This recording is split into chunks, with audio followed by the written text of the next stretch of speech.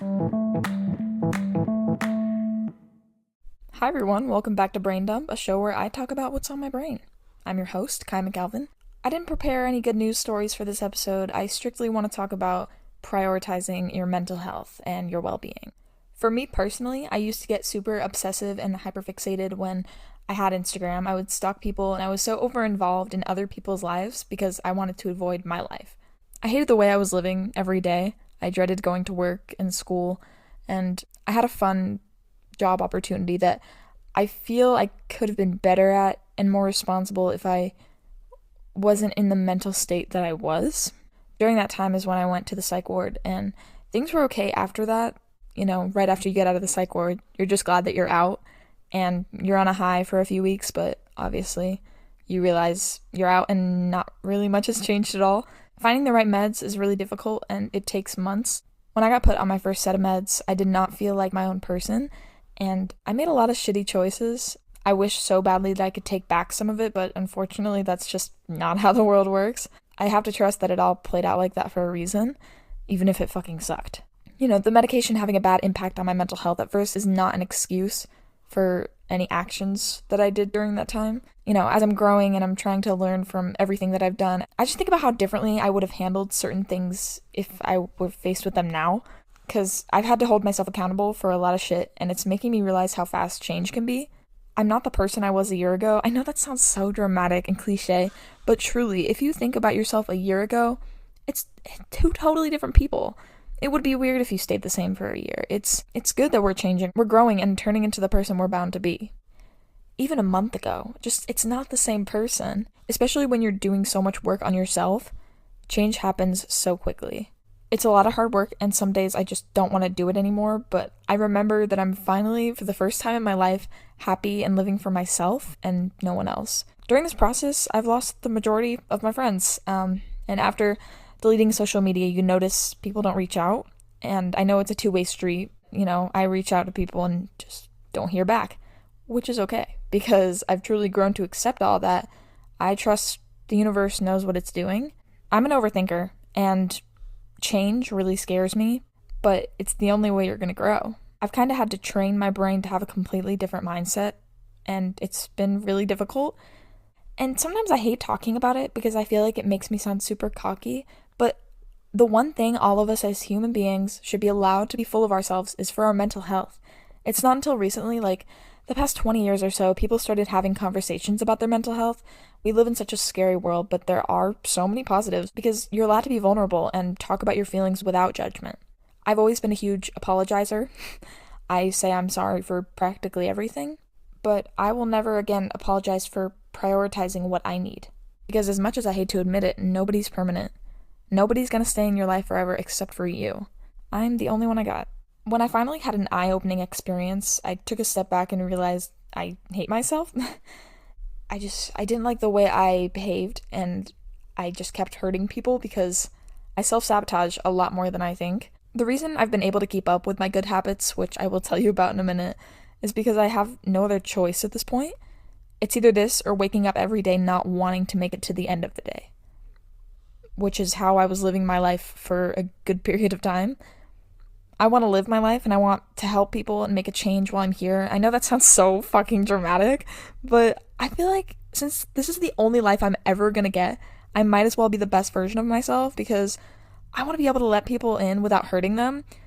And that's a hard thing for me to do. I'm very self-destructive. For so long I tried blaming other people, but I put myself in awful situations and shit that I should have thought through. It takes so much patience and dedication, and I am in no way perfect, but, you know, slowly seeing the progress in your own mental well-being is genuinely so refreshing. You feel proud of yourself.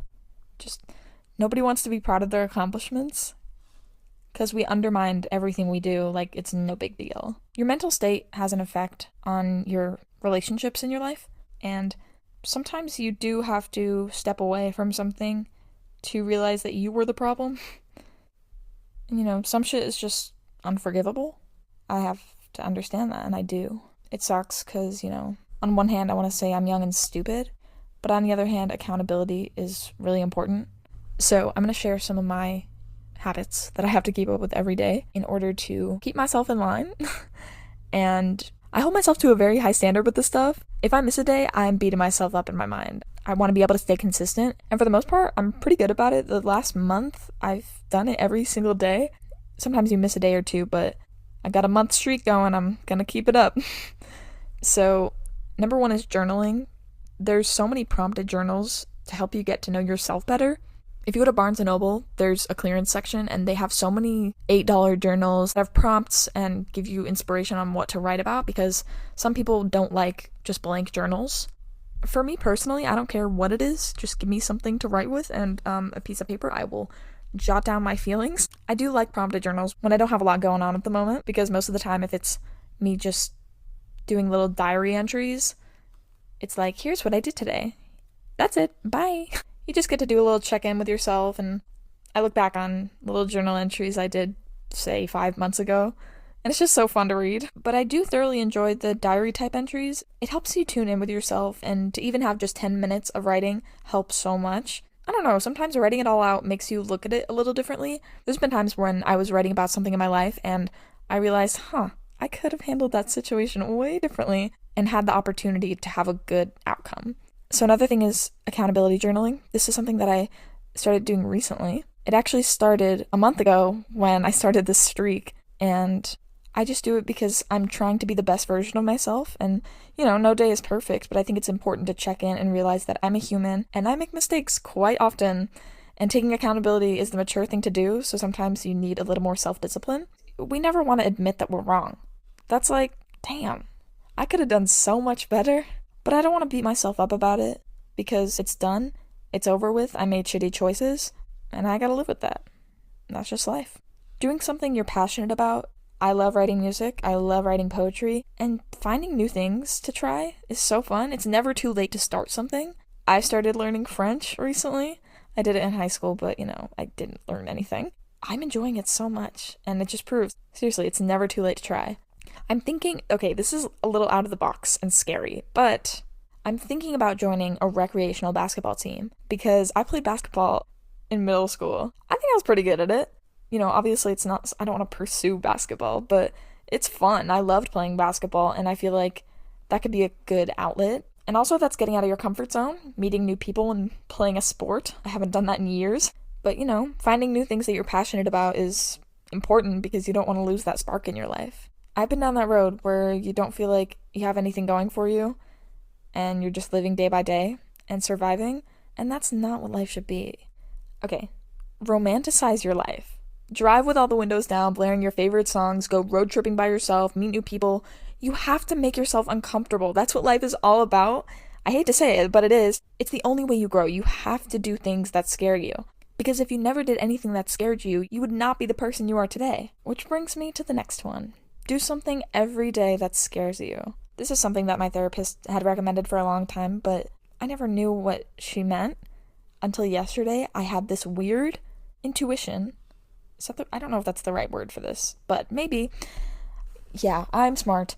I had this intuition to reach out to somebody that I never thought I'd talk to again, because we ended off on really bad terms. A part of growing up is realizing that people can forgive and forget for stupid shit, especially shit that happened in high school. We're so stupid in high school, like literally so dumb.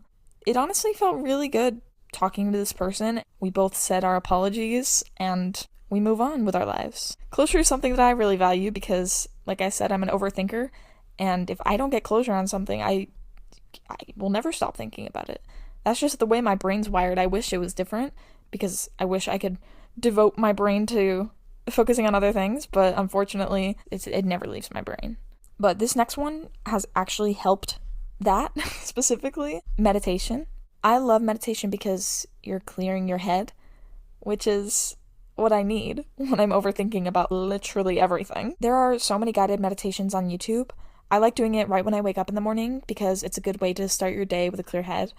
It's 10 minutes of focusing on your breathing and nothing else. It gives you time to reflect and how you can make today good.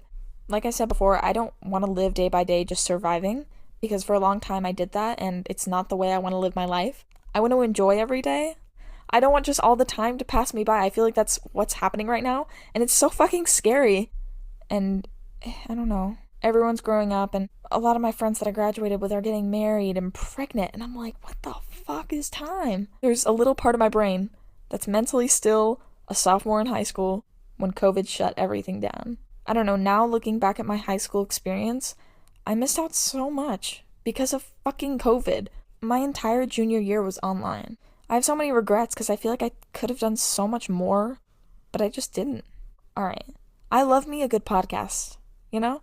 So I'm going to share some podcasts that I think are super helpful for your mental health and just to get your mind rolling, you know? So, alright, first is Teenager Therapy.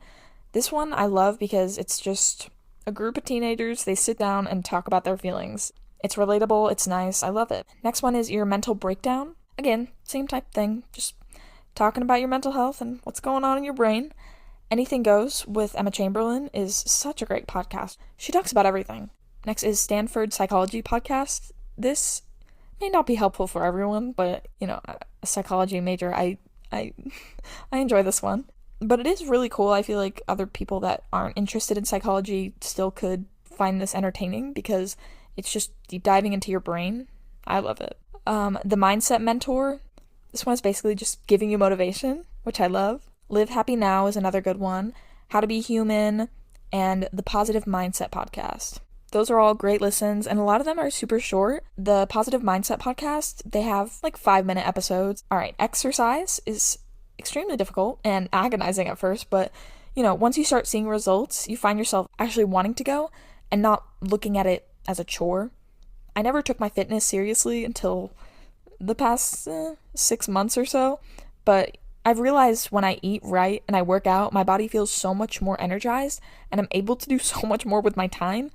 I used to eat like crap and it only caused negative things like acne and an upset stomach all the time. I was always thinking to myself, why do I always have a stomach ache? This sucks. But it's just, I was putting shit into my body. Reading is another really good habit to have.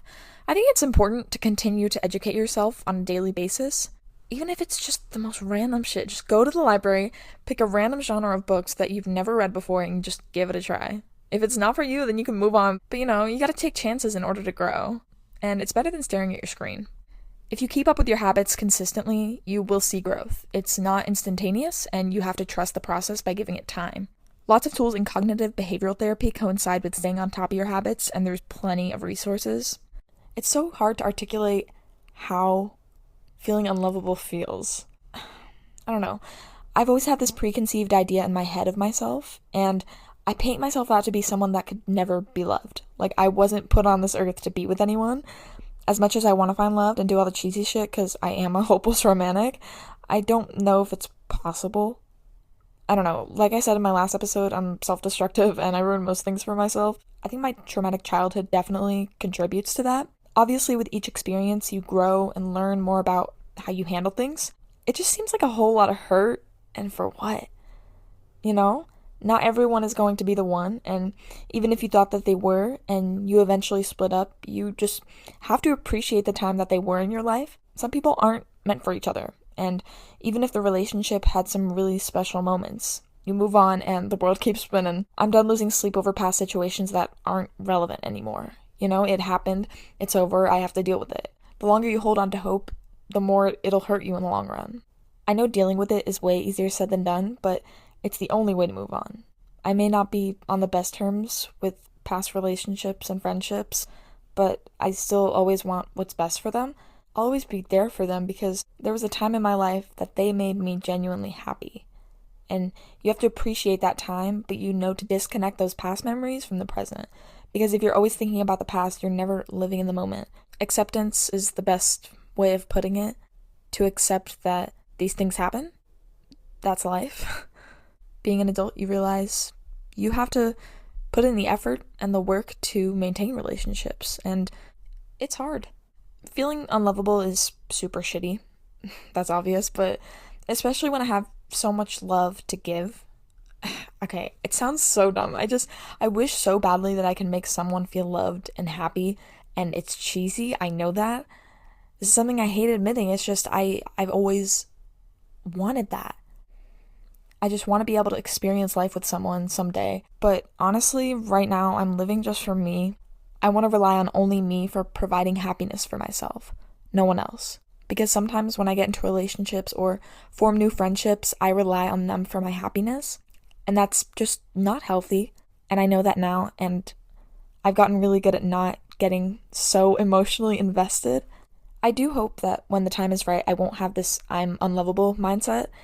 Our mind can be paralyzed from our own self-doubt, but I feel like it's such a difficult thing to overcome because self-doubt is super powerful. There's been a time that I was in love. Some people just aren't meant to be together, and that's okay. Sometimes things don't work out. That's life. Acceptance. It's just, you gotta have it. My dad, growing up, would always tell me how worthless I was, and nobody is ever gonna love me. It scares me to think that he might have been right, because the people I've fallen in love with are never on the same wavelength as me. And that's okay, because when you're young and you fall in love, nobody knows what they want. Especially in your teen years, it's hard, and everyone's emotional capacity is different. I fall way too fast, and that's also trauma because anytime anyone gives me the slightest bit of attention, I cling on to that because I want to maintain that stability. I was never in control of that as a child, so now that I'm able to form my own relationships as an adult, I love a lot. Some people see that as a good thing, but for me, it's caused more harm than good. Having the mindset of being unlovable has resulted in a lot of friendships and relationships ending because I push people away without even realizing it. Because I know that every person that comes into my life will leave someday. Gotta get through it. And it's a painful process that I don't want to put myself through, so I avoid it at all costs by pushing people away. After some relationships end, I find myself overanalyzing every decision I made and start having so much self-doubt, and I feel like I didn't do enough to contribute to that relationship. And I used to beat myself up over it, but it's not worth it because the world's gonna keep spinning, and I don't want to waste my time on something that can never be changed. You know, I've come to the conclusion that you have to love yourself to let someone else love you. It doesn't work if you don't love yourself. I'd like to take a quick break to thank our very first sponsor for my podcast. Are you looking for unique things to decorate your house? Do you like plants but can't keep up with watering them every day? There are these super cute things called moss balls. If you go to mossballpets.com, you'll find a wide variety of cute, as they call it, pet rocks, with different terrarium kits that can be a perfect gift for a friend. All they need is water and a minimal light source to survive. Go to mossballpets.com/discount/braindumpwithkai for a 5% discount on your first purchase. These little guys are so cute, and they literally live up to 200 years. It's wild considering how little work it is to take care of them. Again, thank you so much to Mossball Pets for sponsoring today's episode, and be sure to go to mossballpets.com/discount/braindumpwithkai for a 5% discount. Alright, so we have to feel lovable ourselves before we can receive love from others. I think that everyone is worthy of unconditional love, but many people just don't know how to express it. You seriously have to give yourself unconditional love to make you feel worthy. Another insecurity that I feel comes from feeling unlovable is also just feeling misunderstood. It's difficult to even understand what I'm feeling because sometimes my brain gets so loud, I feel like no one gets it. I just wish there was one person that could dive into my brain and magically understand my irrational thoughts and how I overthink the tiniest things. Like, an employee at the McDonald's will be rude to me and I'll be thinking about it for the rest of the week. Like, what did I do wrong to make her so mad at me? I know that sounds absolutely insane. Like, why are you focusing on that? But my brain focuses on one instance and I will overanalyze it until it's all burnt out. It's exhausting. Avoiding self-sabotage means you have to minimize your destructive habits. Don't do shit that's bad for you. It's great to surround yourself with people that you can be your authentic self around, not people that you're always fake around. The people you hang out with can truly make all the difference in the type of behavior that you have regularly. Some people look at affirmations as a silly thing, but if you say, I am worthy of love for long enough, you'll start to believe yourself. Standing in the mirror and telling yourself something you don't believe until you do is the definition of fake it till you make it. If you didn't know, your core beliefs are formed when you're very young by the experiences and relationships you had as a child. When you're a kid, all you want to do is connect with your parents. But if you have an emotionally immature parent, it's hard to form any relationship with them. My basic needs as a child were not met because of my father. You have to replace the phrase, I am unlovable, with a healthier belief to take its place. And it can be anything, something that you want to believe about yourself, something that you are motivated to believe about yourself. Try working on not talking down to yourself. It's so hard, but it's really the only way that you will gain that self-confidence. I learned about cognitive distortions in therapy. It's basically your inaccurate thoughts that reinforce negative thought patterns. Some examples are filtering, which is basically just focusing on the negatives in your life and blocking out every positive thing that you have going for you. Catastrophizing is another way that our minds wander into thinking the worst will happen. Jumping to conclusions is another one. And if you notice, a lot of these cognitive distortions can relate to feeling unlovable. You're filtering by only ever thinking of the bad experiences you've had in relationships rather than the good. When you start to develop feelings, you catastrophize for the worst possible ending. You back out before you can allow yourself to get hurt, and you don't even give yourself the opportunity. If you've had maybe a dishonest partner in the past, you could be jumping to conclusions with your new relationships thinking that they may not be telling the truth. It's so hard not to bring past experiences into new relationships in your life, but no one's the same. I'm so sorry if you hear that in the background. My dogs are going crazy. So there's something called the Bieber method, and you just set alarms randomly throughout the day. And those alarms are a signal for you to basically just check in with yourself, how you're feeling in the moment, what you're thinking in the moment, and how that is affecting your behavior in that moment. And I know it can seem pointless and tedious at times because for the majority of the time it's going to be the same type of feelings every single time you check in. But the more you do it, you'll allow yourself to see patterns or different circumstances that create those feelings for you. This honestly allows you to become more familiar with your emotional state. And over time, you won't even need the alarm anymore. You'll just naturally do this for yourself. We don't want to overwhelm ourselves, and we also don't want to invalidate our feelings. Sometimes it's just stating out loud, I don't feel lovable. You begin to ask yourself why, and finding the reasoning for your thoughts and behavior help you understand what you can do to help yourself. Obviously, just saying it out loud isn't going to solve all your problems, but it's a step, and everybody is different. Everybody needs different therapy styles, and it's just whatever helps you. Finding yourself unworthy of love is not a feeling. Worthiness is an interpretation, so you can break down exactly why you're feeling that way. Just a little side note, if you do feel like you're unworthy of love, which I'm assuming you do, because you're still listening, sometimes people just need to hear that you are worthy of love. There's nothing you've done that makes you broken. I think everybody deserves love. It's something we all crave, and it's a beautiful thing. That's what's been on my brain today. Just needed to dump it. Yeah. So my challenge to you is to do something every day that scares you. I started yesterday. I don't know what I'm going to do today that scares me. Trying to think. Nothing. I'll let you know, though. Oops, I'm getting a FaceTime. She's going to have to wait. All right. Thanks for listening, guys. Thanks for hanging out. I'll see you guys later. Remember that you are loved and you are valued and you are appreciated.